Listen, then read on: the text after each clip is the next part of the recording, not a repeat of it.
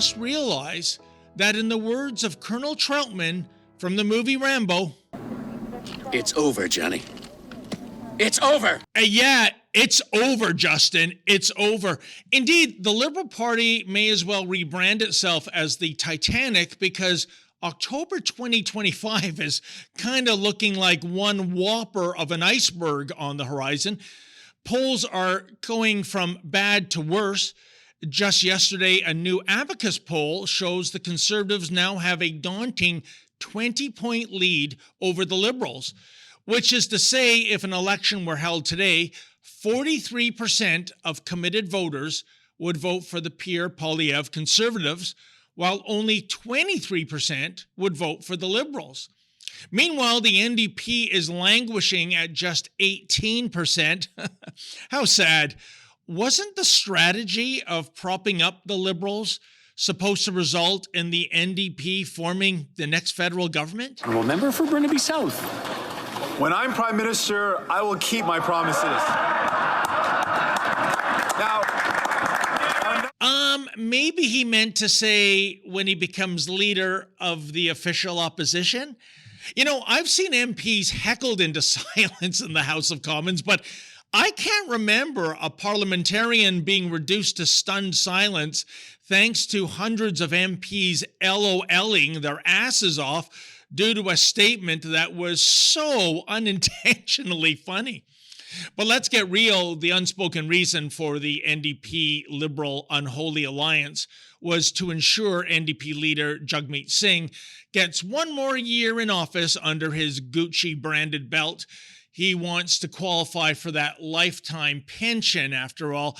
Hey, they don't call Jagmeet Sellout Singh for nothing. And you would think that the NDP would be outraged by this. They used to stand up for the working men and women. But nope, they've signed on. Jagmeet Singh is delaying the election until next year when he qualifies for a pension. $2.2 million, paid for by these hardworking people. Sellout Singh has betrayed these workers. He gets his pension, Trudeau gets power, these workers get the bill. Why do you continue to support... If you were with Rebel Newsman, I would love to chat with you. You're a very charming fellow, but I don't... Why do you continue to support Justin Trudeau when you know Canadians want him out? But I digress, because aside from horrific polling numbers, I think there's another surefire indicator that the jig is up for Justin.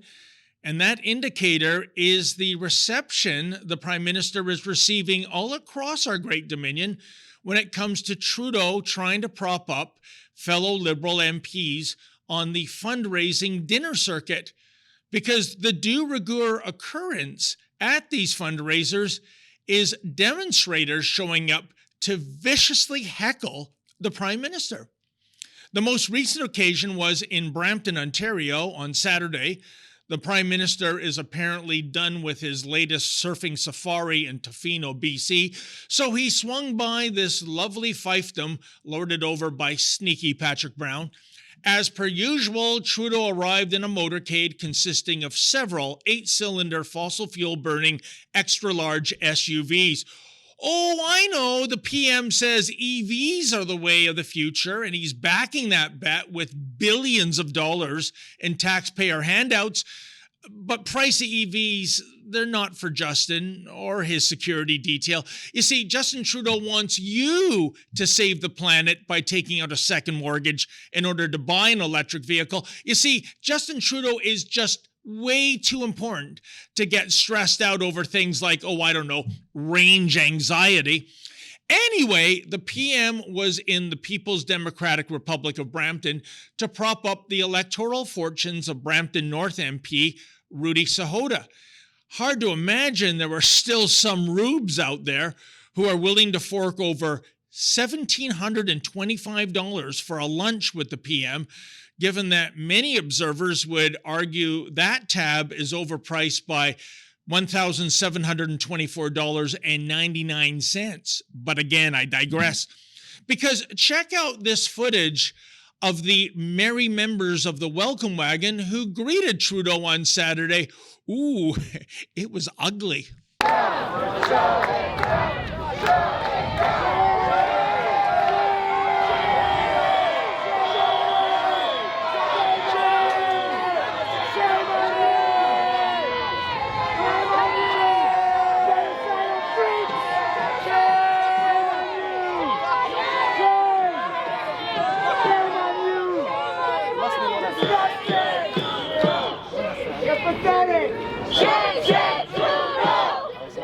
You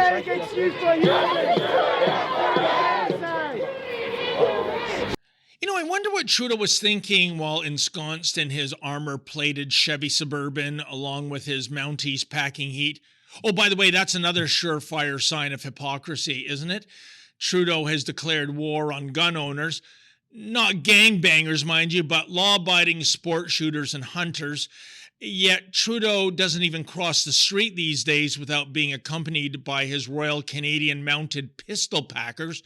But I'm sure one of his thoughts last Saturday afternoon, as he was called all sorts of nasty names, was this: what the hell do these people want? I mean, Trudeau can't even make an order at the drive-thru without uttering, "Diversity is our strength." And when it comes to the dozens of pro-Hamas demonstrators last Saturday, it doesn't get more diverse than that, does it? We saw the flags of Palestine being waved. We even spotted a toddler waving the flag of Pakistan. Hey, whether you're a Madison Avenue marketer or a card-carrying Marxist, as the saying goes, get 'em young, get 'em forever. What you did not see on display that day was a Canadian flag. Actually, that's not quite true. There was one lonely maple leaf being waved, albeit was mounted upside down, which is to indicate that the country is in distress. You know, I can't argue that point with the members of the New Age Hitler Youth Movement, but I will say that the country is not in distress due to what's going on in the Middle East, but rather for factors that are way too numerous to list here.